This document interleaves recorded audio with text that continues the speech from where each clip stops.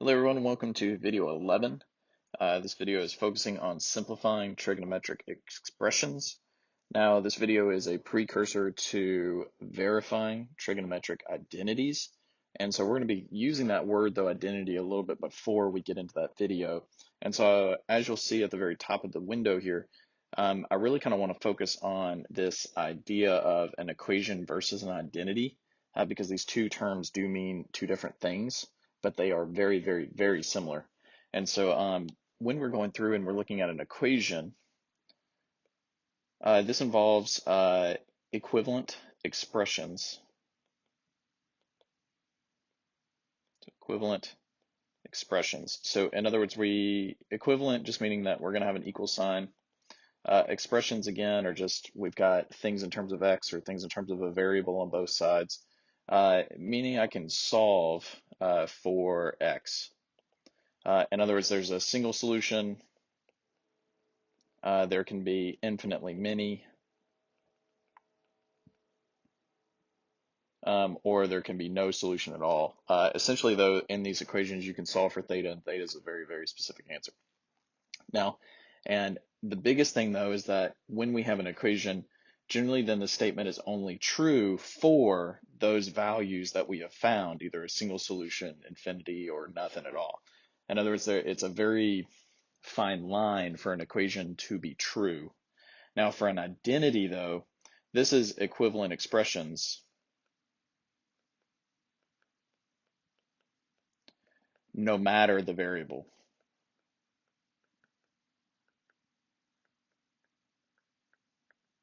All right, now there could be some restrictions on what that variable could be, but otherwise it would work for everything else.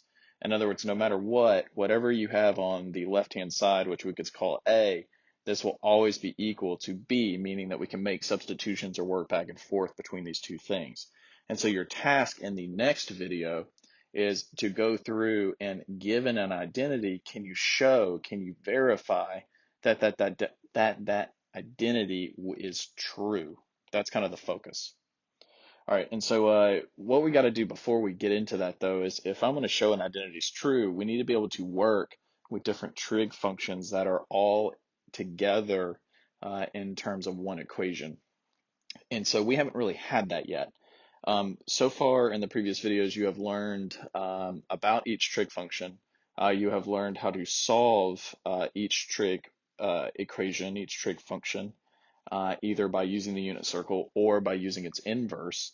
And we're going to see and have that kind of play together throughout the remaining couple lessons. All right, and so there's two identities that I want to look at and focus at, and these are two identities that you actually already know. First off, this is called the reciprocal identity or identities. And essentially what the reciprocal identity is referring to, it's that if I have cosecant, I know that this is equal to the reciprocal of sine. In other words, that cosecant x is equal to 1 over sine x. We know that secant x is equal to 1 over cosine of x. And I know cotangent x is equal to 1 over tangent x. In other words, this is always true no matter what my x is. All right, and so as long as you can plug it in, then cosecant is always 1 over sine, always. Secant x is always equal to 1 over cosine x. We always have this. It therefore is an identity. This is always true. And again, this is how we actually defined cosecant, secant, and cotangent to begin with. We define them as reciprocals, thus their names. Excuse me, reciprocal identity. Now, the other identity that we know of already is actually called the quotient identity. And what the quotient identity is referring to is how we can rewrite tangent as sine over cosine.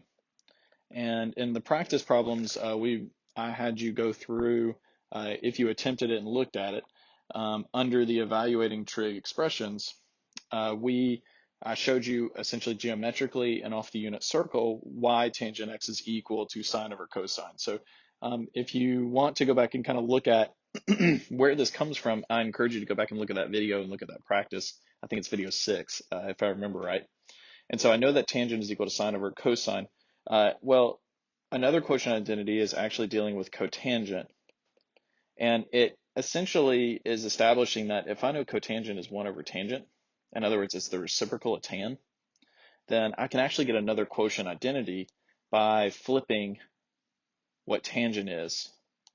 So cotangent would be cosine over sine. And again, this kind of makes sense because from the unit circle, if tangent is y over x, then cotangent is x over y. It's the reciprocal of that.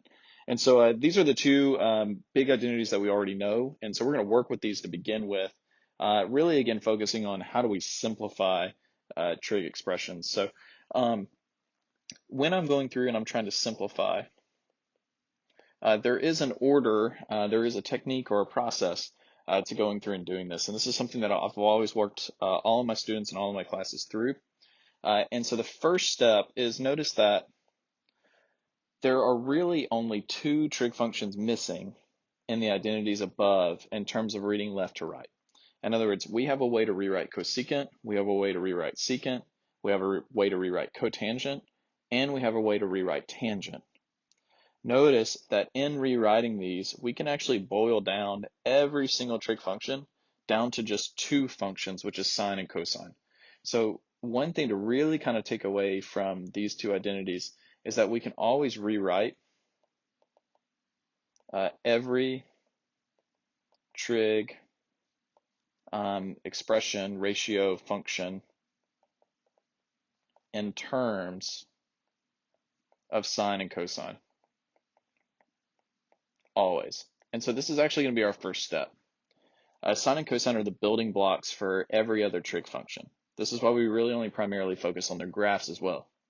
So this means in terms of simplifying, if I can get all of these 6 different trig functions down to just 2, then it will not only be easier to work with, but it'll be easier to see how things interact with one another, because I can only combine sine terms with other sine terms. I can only combine cosines with cosines, etc. So they have to be the same trig function. So if I'm working with 6 different functions, it's a little bit harder to go through and actually combine and work with those pieces. It'd be like working with 6 people that speak different languages. But if I can get everything down to just 2, odds are I can be able to go through and simplify a little bit better, and at least a little bit more efficiently. And so this is going to be our starting point. So example 1 is going to explore this idea. So example 1 says, rewrite each of the following trigonometric expressions. Express your answer as a single trigonometric ratio without fractions. In other words, the goal here is to get it down to just a single sine, cosine, tangent, cotangent, secant, or cosecant. So as you'll see in part A says tangent theta times cosine theta. So I want to simplify this down to where it's not going to have 2 different trigs, but only 1. All right, so as normal, what I'm going to do is we go through and do these examples. I'm just going to keep going and working through and doing the solutions. If you want to attempt these on your own, definitely pause the video and try A, B, C, and D, and do this for the next couple of examples. And then I'll be working them through so you can kind of check your work as we go. All right, so in A, I have tangent theta times cosine theta. Well, step 1 to simplifying is to get everything in terms of sine and cosine. So in this problem, so just rewriting, tangent theta times cosine of theta. The only thing that's not in terms of sine and cosine is tangent.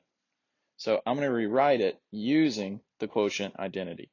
The quotient identity tells me that tangent theta would be sine theta over cosine theta. And then I'm going to bring down my cosine theta. And notice this cosine theta would be over 1. And if I was to multiply, I would have a cosine theta on the bottom and a cosine theta up top. So this would just be equal to sine of theta. And I know I'm done here because I'm down to just a single trig ratio and there's no fractions. It's just sine theta. That's what I'm doing.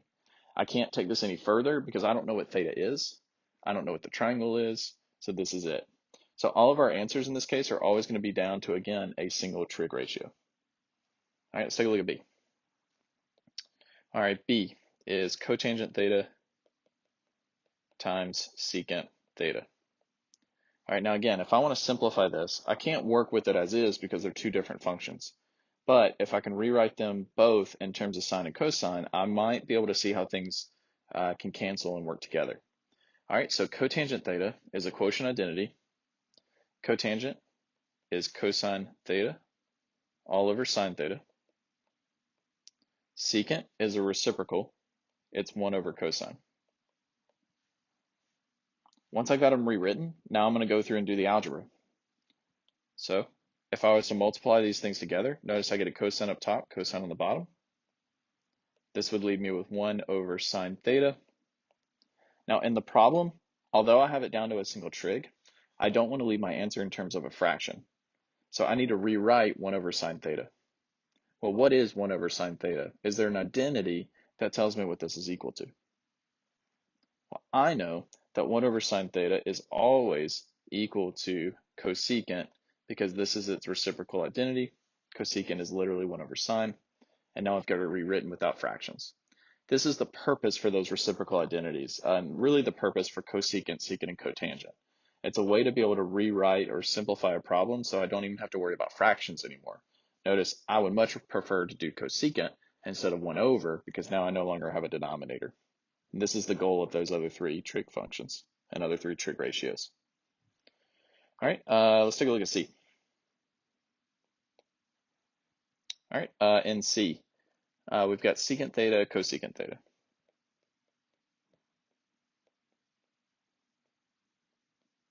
Whoops, it's not right. CSC.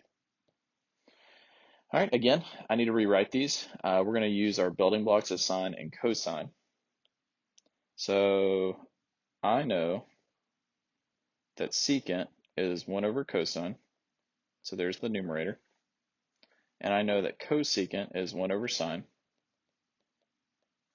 And so I have a fraction divided by another fraction. So how do I simplify this? Well, algebraically, I'm told to keep the top, change it to multiplication, and flip the denominator. Now I can go ahead and multiply. I'm just going to multiply straight across. And I get sine theta all over cosine theta. Now again, my goal here is to not only get rid of the fraction, but is to have a single trig. So what is sine theta divided by cosine theta? Is there an identity that tells me what this is equal to? There is. It is by the quotient that this is equal to tangent. And this would be my final. All right, let's take a look at D. Final one. All right, so looking back up here, so D is sine theta over tangent theta.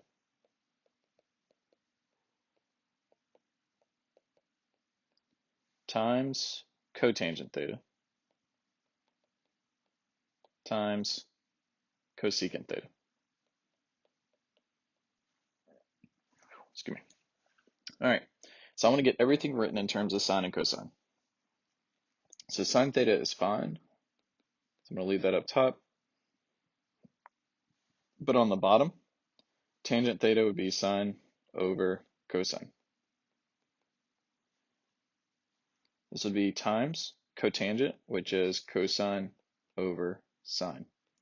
Now, notice you could have rewritten cotangent as 1 over tangent, but I want to get things down to just sine and cosine. And that's why I'm going to use the quotient identity instead of the reciprocal for cotangent. And this is actually true in a majority of your problems. You're mostly only going to be working with the quotient identity when it boils down to tangent and cotangent specifically. All right, cosecant is 1 over sine. All right, so now I want to go through and I want to simplify this first part. So this would be sine theta times the reciprocal of cosine theta over sine theta times cosine theta over sine theta times 1 over sine theta. All right, now looking at this problem, you may want to go through and cancel out this sine theta with this sine theta, and you can definitely go through and do that. Instead, what I'm going to do is actually do it this way to really just kind of prove my point in terms of what the final answer will be. I'm going to cancel this first sign out with this sine theta on the back end. Because everything is being multiplied together, remember that we can look and work with these pieces in any order that I want to. So I'm actually going to be using the first piece and the last piece to go through and cancel out because I know what the final answer will essentially be. So I kind of have that foresight that these two expressions here are the same. So why not just keep them the same? And if you remember them, that this part was cotangent and this part was cotangent, then my final answer would be cotangent squared, which gets it down to what the question was looking for in terms of being just in one single trig. If you would have taken this one and canceled out the signs and multiplied straight across, you would get cosine squared of theta all over sine squared of theta. And then from here, it's a little bit trickier to go through and work it out. But essentially, the cosine over sine is telling you that we're dealing with cotangent. And because both items are being squared, that means cotangent was squared originally. And notice this would give you the exact same answer. So you can either just take this and simplify and work straight across, like we've done before, and then work from there. Or again, just kind of noticing what the pattern is here and what I have, noticing that I'm not going to be able to get rid of all of the cosine and sines, meaning I'm probably going to have to keep it in terms of cosine and sine. I'm looking for tangent or cotangent specifically. So my final answer for part D would be cotangent squared. All right, now what this example again is kind of showing us is in terms of our steps. So far, step one again, steps to simplifying. Step one was to go through and rewrite in terms of the building blocks, sine, theta, and cosine theta. Notice the second step is as we're going through, after we rewrite, notice that our next goal was just to go through and multiply like normal, right? Cancel and divide. Multiply like normal, cancel and divide, keep, change, flip. Like all of our algebra rules stayed the same throughout. And so that's what we're going to do when we simplify. Once we rewrite in terms of sine and cosine, we're doing PEMDAS. We're going to apply any kind of parentheses first. We're going to take care of any kind of exponents if we can. With trig, there's not a lot of exponents we can actually deal with. We're going to multiply and we're going to divide, and we're going to add and subtract as necessary. You notice there's not a lot of adding and subtracting right now. We will see that in the next example and in the next kind of case. But we simplify algebraically like normal. This can be step 2. This can also be step 3. I'm actually going to make it step 3, but it's just something that I wanted to point out from this previous example. All right, the next thing that I wanted to really kind of point out before we get into the next example and the next type of problems is this idea of, and I'll write it like this, and hopefully this won't be too crazy, but it's called a multiplicative inverse. All right, and what multiplicative inverse means is if you take a number, say 2, and I want to multiply it by something to get me to 1, this right here, notice, would be the reciprocal of 2. Like I need to multiply it by 1/2 to get down to 1. And that's what it means by multiplicative inverse. It just means what do I need to multiply by to undo that first number or get it down to the trivial factor of 1. Get it down to that basic unit. And when I have a trig function, say like sine theta, and I'm trying to figure out in terms of multiplication, what's going to get this down to be 1, notice then that I need to multiply sine by its reciprocal, which is sine theta. That's how I would make this 1. But based off of our identities, I actually have a better name for this. This would be cosecant theta. So notice whenever you multiply sine and cosecant, its reciprocal, the product is always going to be 1, and that's because they are multiplicative inverses between one another. And again, hopefully this kind of makes sense because when you multiply numbers that are reciprocals of one another, like you're always going to get 1, right? You know that if I multiply 4 times 1/4, this answer is 1 because they're reciprocals of one another. So again, what this is referring to in terms of trig is that say I was going to do tangent theta times cotangent theta. Because these are reciprocals of one another, I know that this product is 1 without having to go through and rewrite it in terms of sine and cosine, without having to like really prove of the reciprocals, right? And so this is something that you could do and jump to immediately. You don't need to go through and show that cotangent is 1 over tangent and then do this and get it equal to 1. It'd be appropriate just to go through and say that this is 1 immediately. All right, and I just want to kind of hit this note because this is going to come up in a little bit where I'm actually going to use this idea. So I just wanted to point this out before we got there. Okay, so so far we have these two steps to simplifying expressions. Let's take a look at the next biggest idea, and this is one that we've referred to throughout. It's a major concept from geometry. Again, he's not the one that really came up with this idea. There were mathematicians before him that actually described this property in this theorem, but he's the one that became famous for it, which we've talked about, and that's Pythagorean. So I want to look at what is called the Pythagorean identity for trig functions. So just to make a little bit of room here. All right, so what Pythagorean identity is referring to is exactly the Pythagorean theorem, but in the sense of everything that we've been looking at and in the context of everything we've been looking at. Let's take a look just back at the unit circle again. All right, so if I just draw just a basic circle here, doesn't matter if it's perfect. I will try to get it as centered as I can, and that'll work for now. If you were to rotate a specific angle, sorry. All right, there we go. If you were to rotate a specific angle, let's say here, here's my theta. Recall that that terminal side intersects the circle at a specific point x comma y.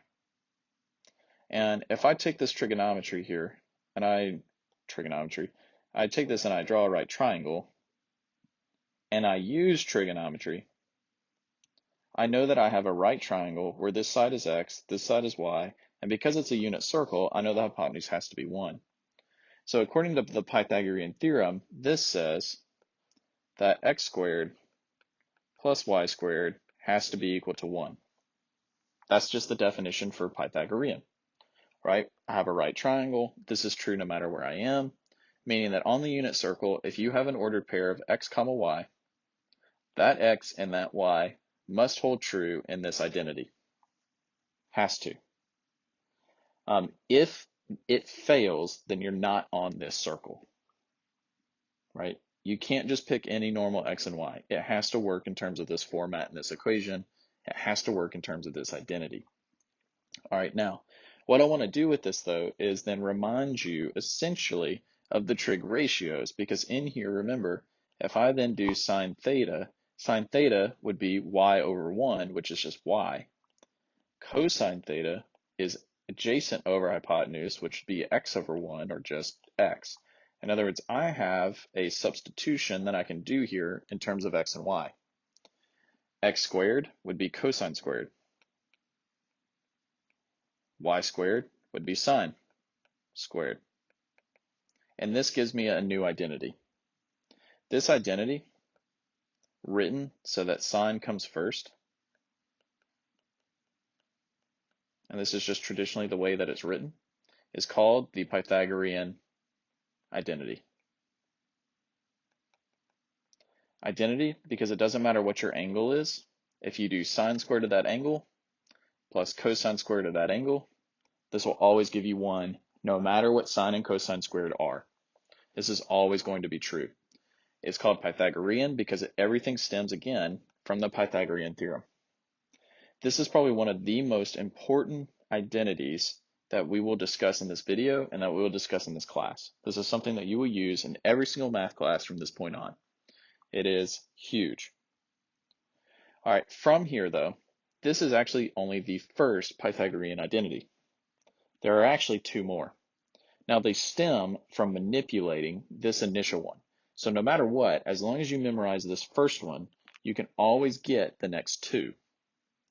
I'm going to ask you to memorize this Pythagorean identity. You need to be able to know that sine squared plus cosine squared is always equal to 1. That should be in your head almost like a reflex. By the end of this class, essentially by the end of Cal 1, it pretty much, just because of how many times you're going to be dealing with it. Now, to get the other identities, what I'm actually going to do is take turns dividing by sine squared and then dividing by cosine squared. I'm going to start by dividing by cosine squared. So dividing each piece here, I would have sine squared over cosine squared plus cosine squared over cosine squared is equal to 1 over cosine squared. This gives me sine squared over cosine squared is tangent squared plus cosine squared over cosine squared is 1. It's equal to 1 over cosine, which is secant squared. This is the second of the Pythagorean identities. The third can be found by, instead of dividing by cosine squared, we would divide by sine squared. So going through and doing division by sine squared plus cosine squared divided by sine squared is equal to 1 over sine squared. We would have the third Pythagorean identity, which says 1 plus cotangent squared is equal to cosecant squared. This here is the third Pythagorean identity. All right, so I want to write these so that it's all kind of clean cut. So I'm going to take everything that I've done up here at the beginning. I'm just going to move this stuff out of the way. So I have the first Pythagorean here, the second Pythagorean here,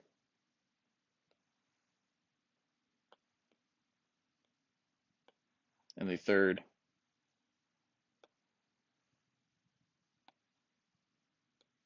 here. These three equations, these three identities, make up what's called the Pythagorean identities. Now, a couple of things to point out here in terms of observations. First off, notice that each equation, each identity, pairs up only 2 of the 6 trigonometric ratios, trigonometric functions. Now, as they pair these up, there's some important things to kind of notice here. That sine goes with cosine, tangent goes with secant, and cotangent goes with cosecant. Now, this relationship here, it's actually very, very interesting, because when you get into Cal 1 and you start talking about what's called a derivative or rates of changes, it turns out that derivatives of sine and cosine are related to one another. Derivatives of tangents and secants are related with one another, and the derivatives of cotangent and cosecants are related to one another. So the other thing that's really nice about this identity and these identities, is that it helps establish some of those relationships here and helps you memorize with that. So I would just try to, again, memorize the first one, and we've talked about here and here how to go through and find the other two. These identities that we've talked to all through this point, this is the last set that we're going to look at, you need to memorize. You need to know what these are and be able to use them. It's really just so as you're going through and doing calculus, you don't have to go back and look at formula sheets, etc., especially if you're doing calculus at another level, because it's going to be expected that you are familiar with these formulas as you're going through and working with them. I may or may not give you a formula sheet as we're going through and doing assessments on this, but I need you to know what these are and be familiar with these regardless. So I'm going to encourage you to memorize these, use flashcards, whatever techniques you can. But then as we go through and later problems and things like that, I am probably going to give you a formula sheet to work with. All right, so let's take a look at an example of these. Okay, so example 2 is going to tell us to use the Pythagorean identities, so use those 3 that we just came up with, to simplify each of the following trigonometric expressions. Again, the idea here is to get this down to a single trig ratio, just like we did in example 1. All right, so A, secant squared x minus 1.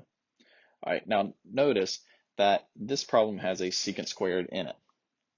The power 2 there is what is telling you that we might need to use Pythagorean. Regardless of the problem telling me to use Pythagorean, the problem will always give you some kind of context in terms of what you should do first.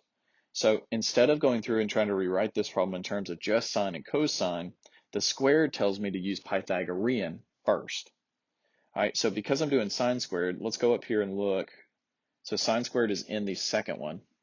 And not only that, notice that I know what sine squared is equal to. It's equal to tangent squared plus 1. So let's make that substitution.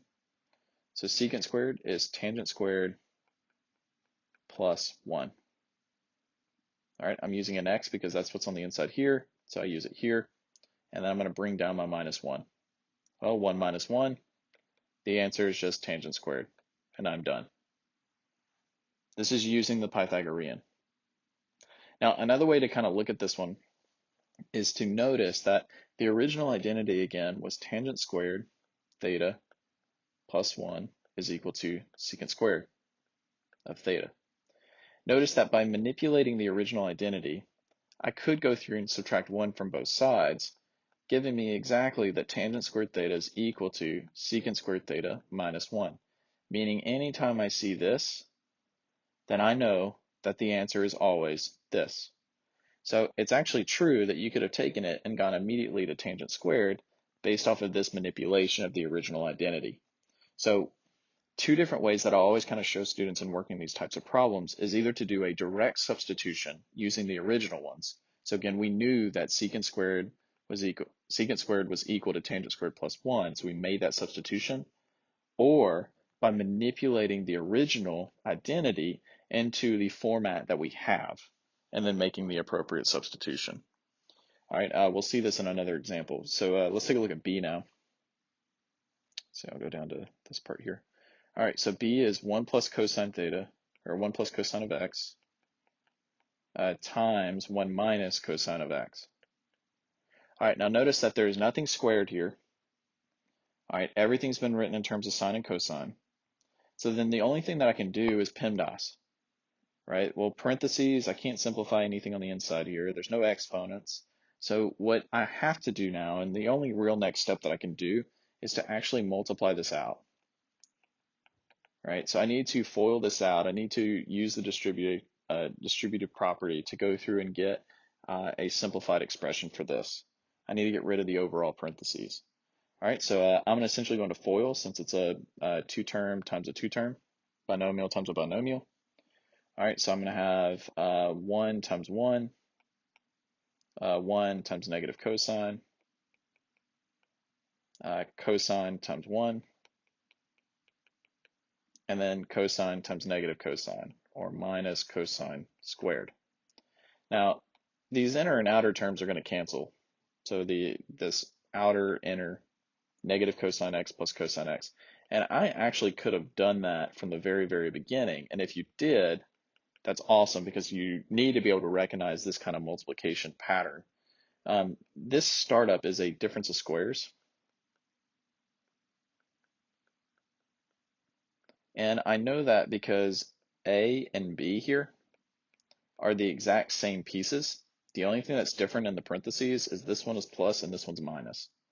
And if you're ever multiplying out two terms that have this type of pattern, this type of property, then this multiplication is always a squared minus b squared. In other words, I only need to multiply out my a's and then multiply out my b's. Notice it's always going to be minus, and that's exactly what we got here. 1 times 1 is 1, minus cosine times cosine is cosine squared. All right, so be on the lookout for this types because it's going to come out a lot. All right, now this next step, again, depends on how you see the problem. All right, one thing is, again, notice that it's cosine squared, so I know I'm going to have to use Pythagorean regardless of the problem. And not only that, I know that I'm going to have to use this one because it's dealing with cosine squared. I'm using the first Pythagorean identity. Now, one thing I can do is direct substitution. I know anywhere I see a 1, I can replace it with sine squared plus cosine squared. So I'm going to take this 1 here, and I'm going to replace it with sine squared plus cosine squared. So it's just a direct substitution. I will bring down the minus cosine squared. Algebraically, cosine squareds will cancel, giving me a final answer of sine squared of x. There's my simplified expression. Now, like before, you could manipulate the original identity into the form of the problem we have. Notice how the problem is 1 minus cosine squared. Well, I can get that by subtracting cosine squared from both sides in the identity. This leaves me then with another identity that sine squared is always equal to 1 minus cosine squared. I cannot tell you how many times this comes up. In other words, hopefully, by reflex, every time you see 1 minus cosine squared, you're going to know that that's sine squared immediately, and you'll be able just to jump straight down. You won't have to do this substitution in the middle. Now, if that's true for minusing cosine squared, then it's also true for minusing sine squared. In other words, cosine squared is always equal to 1 minus sine squared. This is another statement that you will see a million times in pre-cal to calculus everywhere above. Okay, so C. We have 1 minus sine squared, told you, times 1 plus tangent squared.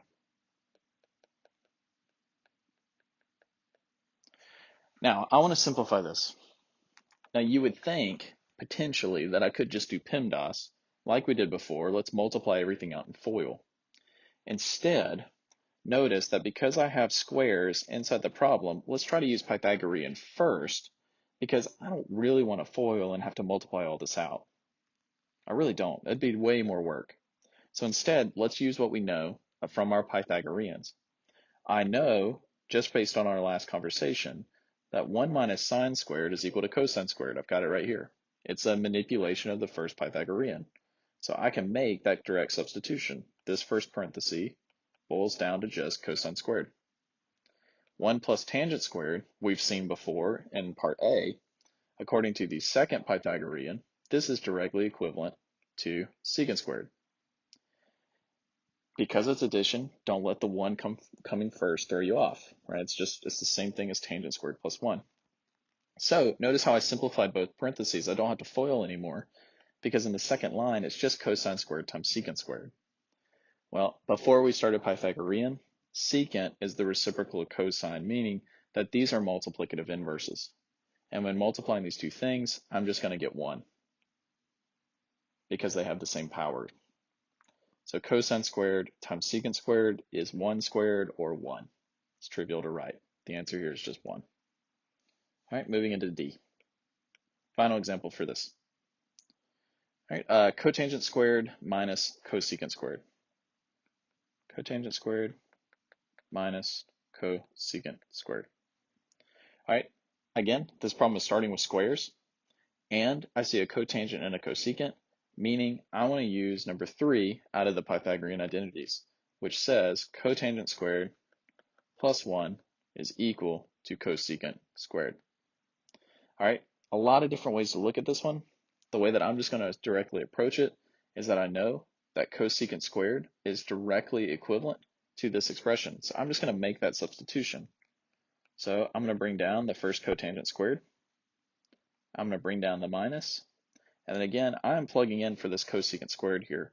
So cosecant squared is cotangent squared plus 1. And it's really, really important here with these parentheses because this minus gets distributed to both terms here. So when I distribute it, I'm going to have cotangent squared minus cotangent squared minus 1. In other words, this drops down, the minus distributes, giving me negative cotangent squared, and then minus 1. Well, PEMDAS tells me cotangent squared minus cotangent squared is 0, and my answer then is just negative 1. There's my final. Simplification is done. So this establishes essentially the 3 rules, or the 3 steps, to simplifying trigonometric expressions. The first step is to, there's really 3 techniques. I'll say first step is to use Pythagorean identities, because you definitely want to do this first if possible. Look for powers of 2. The second step is to rewrite all trig to be sine and cosine. That's your second step. The third step is then algebra. Simplify following the general steps that you know, aka PEMDAS. This is the ways that we're going to go through and simplify and the ways that we work with this. All right, so let's take a look at example 3. It's our last one dealing with all the algebra. So we're essentially going to go through and use our steps. Now these steps, again, don't look at them in terms of I have to do 1, then 2, then 3. All right, sometimes you have to go back to the top and cycle back through. Or you go through and say, I can't do 1, I can't do 2, so you have to do 3. And that's what's going to happen here in part A. So in example 3, all we're told is just to rewrite each trigonometric expression below. In other words, I want to simplify this down to one thing. I want to do PEMDAS as much as possible. All right, so in A, I have 1 plus cosine of A all over sine of A plus sine of A all over 1 plus cosine of A. Now, in this one here, notice that 1, nothing is squared, so I cannot use Pythagorean. 2, everything is already written in terms of sine and cosine. So that only leaves me with a third step, which is algebra.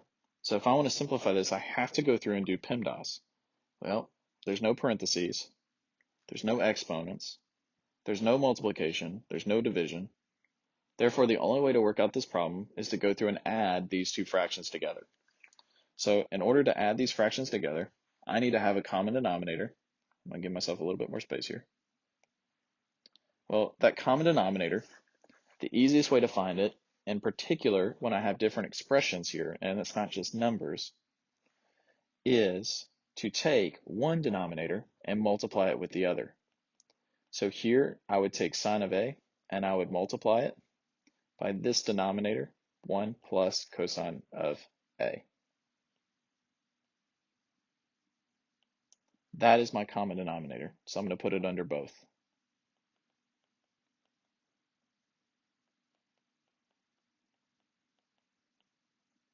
So for the first fraction, I guess I can bring this back actually.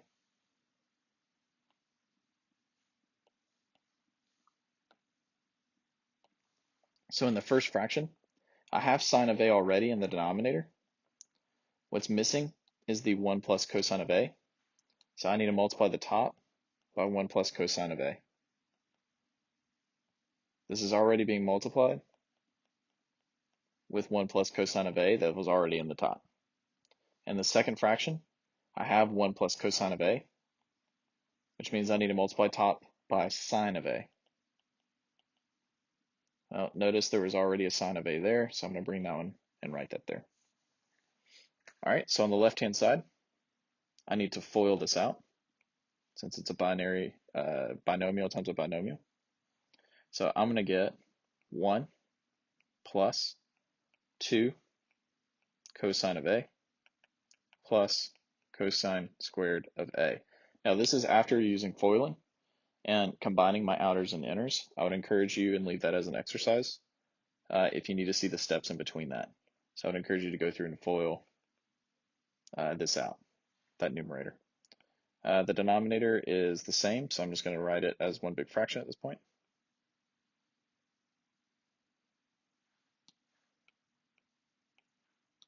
So this is going to be plus sine A times sine A is sine squared of A. And this again is all over one single fraction, or one single denominator, sine of A times 1 plus cosine of A. All right, now I need to go through and we've done PEMDAS. I want to go look now and run back to the first step and go down. So I notice that there is two terms here that have a square in it.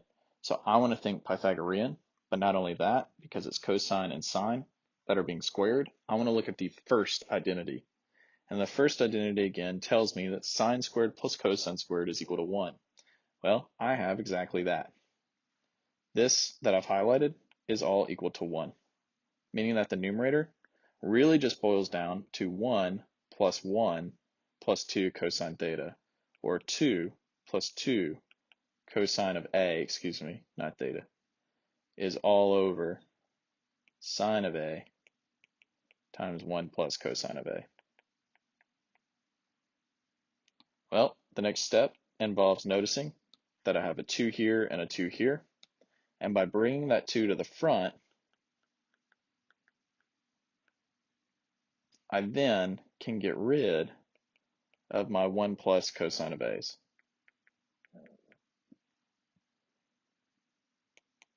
So the answer in the most simplified form comes out to be 2 sine of A, or 2 cosecant of A. All right, this problem is a lot. It's a very, very common problem and one that you see a ton. This, although it has the fraction, is not in its simplest form because I can rewrite it. But just to make things simpler, for those that can do it, rewrite it as 2 cosecant of A. For those that cannot, as long as you can show me this, that's getting at least to the bare minimum of an A. The A plus, the 100, comes from getting it to be 2 cosecant of A. All right, and this is part A. This is how these problems essentially are going to work, so be prepared. All right, so B. Okay, let me go back up. B is 1 over 1 minus cosine of B. It's 1 over 1 minus cosine of B plus 1 over 1 plus cosine of B. Okay, make sure I got it right. Okay. All right, now, again, nothing is squared.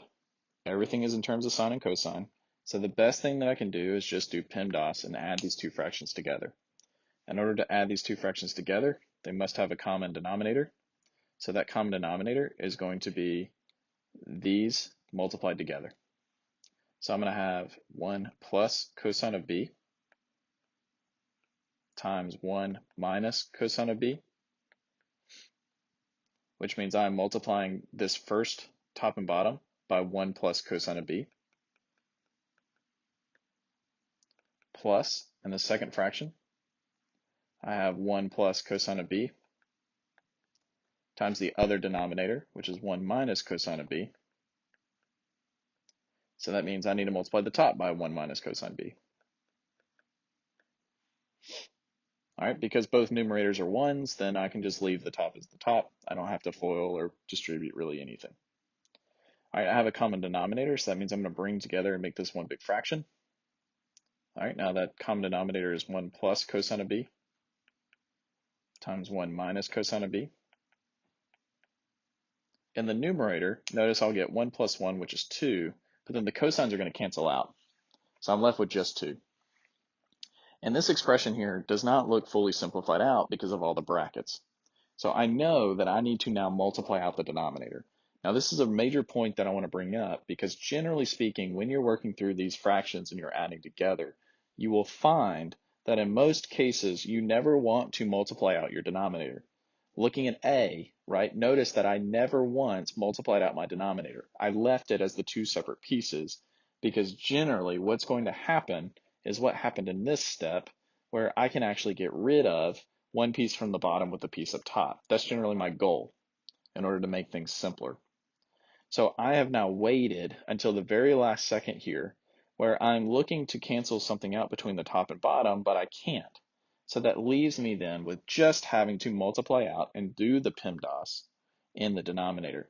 And another reason why I know I need to do that is we've done this one already, right? 1 plus cosine times 1 minus cosine. This is a difference of squares type problem where the multiplication will come out to be a squared, or 1 times 1, minus b squared, which is cosine of b times cosine of b. Well, 1 minus cosine squared comes from Pythagorean. We saw this earlier, and that is sine squared. And thus we have a very, very similar answer that the original problem is equal to 2 cosecant squared of b. Very, very similar to beforehand, but before it was just cosecant. This one is cosecant squared, so don't lose that power. But that's my final answer for B. C. Oop, getting to the end, so I need to add a page. All right, so let's do this. Peek behind the curtain. Let's add it here. Okay, so I'm going to do C right here. Wasn't sure how much space I needed. Okay, so C. 1 minus cosine to the fourth. E divided by, I think this one on the bottom is 1 plus cosine squared of E.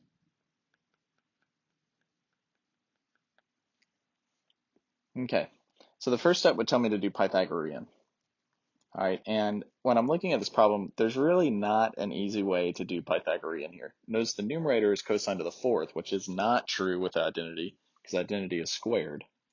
If I look in the denominator, notice it's 1 plus cosine squared. Well, in part B, we saw, whoops, I don't know what that's doing there. So when I added that problem, I messed something up. All right, we saw in part B here, though, that I needed it to be a 1 minus cosine squared for it to use the Pythagorean. And so what I'm actually working with here, though, is 1 plus cosine squared. So I can't use Pythagorean even. It's not exactly correct.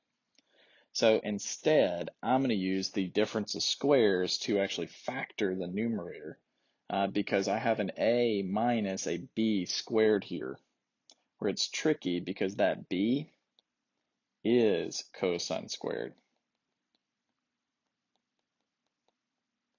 So I can factor out the numerator like so.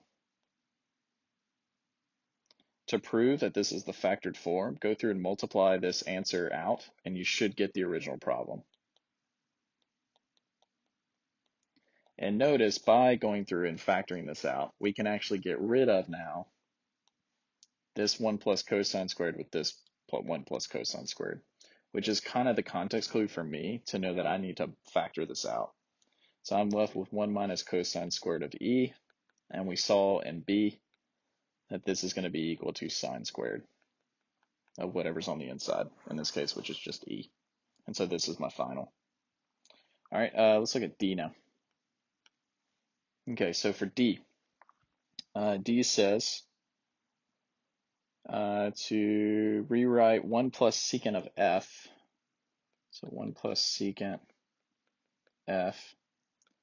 And this is all over sine of f, I think. Yeah, sine of f plus tangent of f. Okay.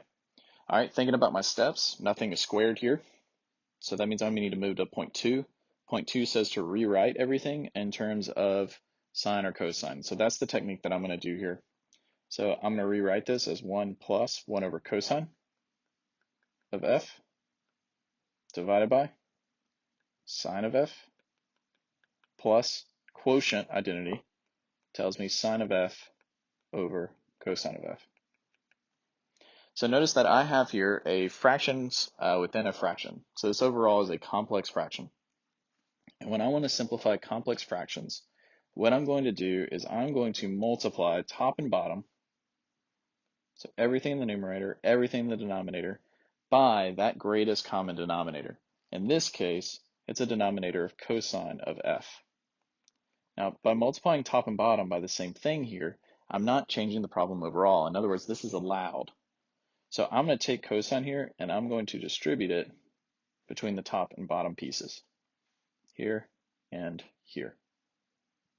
Okay, so in the numerator, I have 1 times cosine, which is just cosine of f, plus, now when I do 1 over cosine times cosine, this is the multiplicative inverse. This is going to give me just 1. This is all over. Sine f times cosine f is just literally that. Sine f times cosine f. It's literally multiplying x and y. I can't do anything with them, so I just slide them together. Plus, and again, notice how the cosines will cancel in the second piece. I am left with just sine f from that individual fraction here. All right, now here, nothing else can cancel. There's no PEMDAS, there's no Pythagorean. So instead, what I'm going to look for is factoring. See how both of these terms have a sign? And I recognize that by bringing that sign out, so by putting it out front, I would be left with a cosine of f plus 1 on the bottom, meaning I can go through and cancel out the cosine of f plus 1 at the top and the cosine of f plus 1 on the bottom, leaving me with 1 over sine. Sine is still in the denominator, otherwise known as cosecant. There's my final answer. All right, all of this is showing you probably pretty much the most complex problems that you're going to have to simplify with trig, and is why the video takes so long, because I just want to make sure you have as much explanation as you can in going through this problem. So there's 2 more types of examples I want to show you, and those 2 examples really kind of dig into now how do I work with trig expressions when I can't really do anything algebraically with them. And so if I can't do anything algebraically, then the goal is to essentially use some kind of geometric diagram to solve those problems. And so this is what you'll see in example 4. All right, so again, not all expressions can be simplified algebraically. Let's try to see if we can use geometry to do that. So example 4 says, for each part below, draw a diagram and use it to evaluate each expression. So in A, I have cosine of inverse sine of 2/3. Now, what I'm going to do is I'm going to focus just on the inside here. So we know from when we did inverses that inverse sine of 2/3 is really asking where is sine equal to 2/3. But not just that, that sine theta has to be in between negative pi over 2 and positive pi over 2. So if I was to draw a picture, I have to draw the picture for this expression to where theta is either in the first or the first or the fourth quadrant. And because sine is equal to a positive 2/3, then I know my triangle has to be drawn here in the first quadrant. So I'm just going to draw an arbitrary triangle, and that's the triangle that I'm going to be concerned with and going through and solving through. This is my geometric. I know that my angle here is going to be here because that's where the reference is located. And then I can go through and replace the opposite side with 2 and the hypotenuse with 3. And so this means I can go through and I can find the adjacent side here. So I have my adjacent side plus 2 squared is equal to 3 squared, or a squared is equal to 5. So a is equal to a positive root 5 since I'm in the first quadrant. So if I want to know cosine of this triangle, then I know that cosine is equal to root 5 over 3. And this is the answer to the original problem. Because remember, what this is looking for is it's looking for what is theta. So notice once I find that theta, then I'm looking for cosine of it. And that's what we've done. We're using the triangle to get me to that solution. So let's do the same thing in B. Cotangent of inverse cosine of 4/5. All right, in other words, I want to know what is cotangent of the angle created from this triangle, where if I was to do cosine of that angle, I would get 4/5. Not only that though, this can only happen in 2 different quadrants because the inverse is only defined in 2 quadrants. But because it's positive, it's going to be in quadrant 1 again. In other words, we're looking at a pretty trivial triangle. So I'm just going to kind of draw a basic one here. We know it's in the first quadrant. Here's my theta. Adjacent is 4, hypotenuse is 5. We also know this is one of the special triangles, this 3, 4, 5. It's a Pythagorean triplet. And now I'm just going to find cotangent of this triangle. Cotangent is adjacent over opposite because it's the reciprocal of tan. So I get cotangent as 4/3. There's my final answer. So cotangent of the inverse cosine of 4/5 is 4/3. Notice the answers here are the fractions. We don't need to know what the angle is. All right, so let's look at part C. All right, C is tangent of inverse secant of -4. All right, well again, I want to find tangent of the angle equal to inverse secant of -4. Well, what this is telling me is that secant of my angle is -4, which is saying that cosine of my angle is -1/4. Recall that when we're solving secants or cosecants, etc., we will rewrite always in terms of its reciprocal. So this is going to help me describe the triangle. Now I know that because we're dealing with inverses, this can only happen in either the first quadrant or the second quadrant. So when I draw this, I will be in the second quadrant because cosine is negative. So I'm going to draw my triangle. Here is my theta. Here's my right. I know cosine would then be -1, 4. Hypotenuse is always positive. And that means I can find now the missing side, which I'll need in order to find tangent. So that's my opposite. So I have opposite squared, so I'll just do x squared. Or here I'll do y. Y squared plus -1 squared is equal to 4 squared. So y squared is equal to 15. Or y is equal to positive root 15, given that this is in quadrant 2. So then tangent of that angle would be root 15 over negative 1, or just negative root 15. There's my final. All right, so example 5.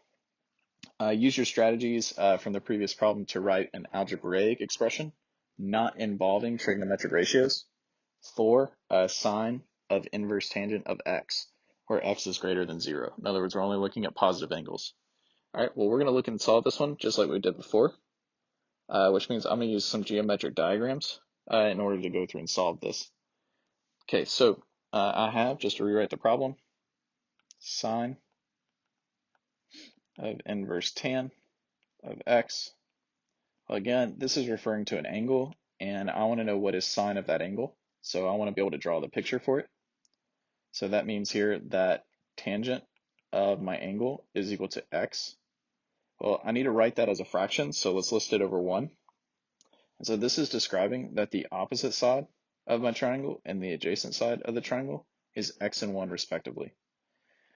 Because I know that x has to be positive, I also know then that this, so sorry, not positive angles, but I know that this value is positive.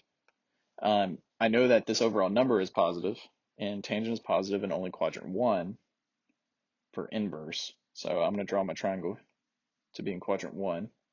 Here's theta. And I know that the opposite side is x, and the adjacent side is 1, meaning that I can solve for the hypotenuse, which I'll need if I want to find sine. So I know that 1 squared plus x squared has to be equal to h squared. So then taking the square root, I have x squared plus 1, or 1 plus x squared, as my hypotenuse.